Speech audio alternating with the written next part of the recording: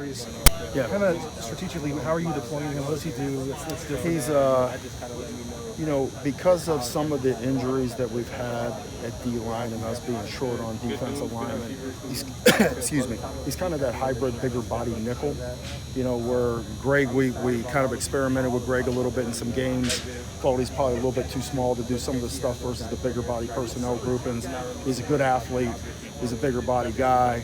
And what we're trying to do is Drake and Hunter, we're trying to keep those guys with the defensive line just so we can maintain our depth. So you're going to see a lot more of him moving forward because he does give us a little bit bigger, kind of gives us in between of what Drake and Hunter are in comparison to what Greg is. He's kind of in between just because we need those bodies up front. And what's the primary situation where that's helpful for you?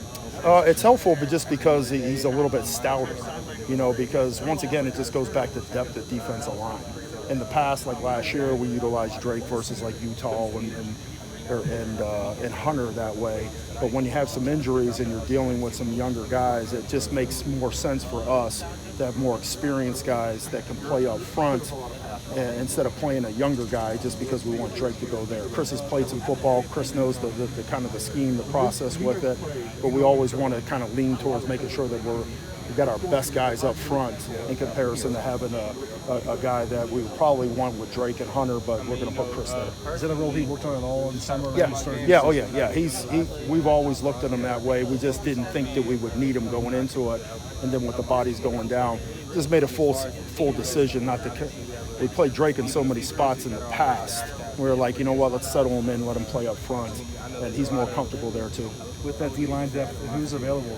Ishmael, Sakona? Yeah, they're available. They're available, but they're a little bit banged up, to be honest with you. And, you know, we'll probably limit their reps, but they're going to be available for the game. Is Nick going to play again this season? What's that? Is Nick going to play again? Oh, yeah, he will. You can ask Dante about that one. He'll be back with us soon. What did you think of Max Gibbs' extended? Yeah, we will. I mean, just how many reps can Max handle? That's probably the biggest thing. But he's really starting to grow on us because, you know, now he's starting to figure out what we're doing schematically. It isn't just, hey, sitting there and try to eat up blockers. He actually knows our scheme right now. So you're going to see a lot of him too. What have you thought of your zone coverages the last couple of weeks? It's not been great. You know what I'm saying? So it's.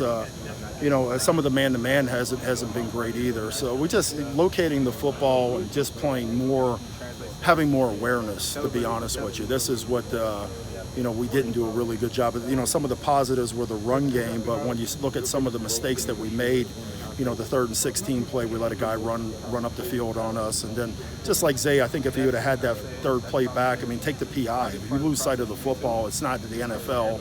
That's a 15-yard penalty, and we can line up and go again. But those can't be shot. So every day is just, you know, situational awareness, because that's what college football is. You can get somebody to 3rd down. You can get them to 3rd and 8+. You should be in decent shape.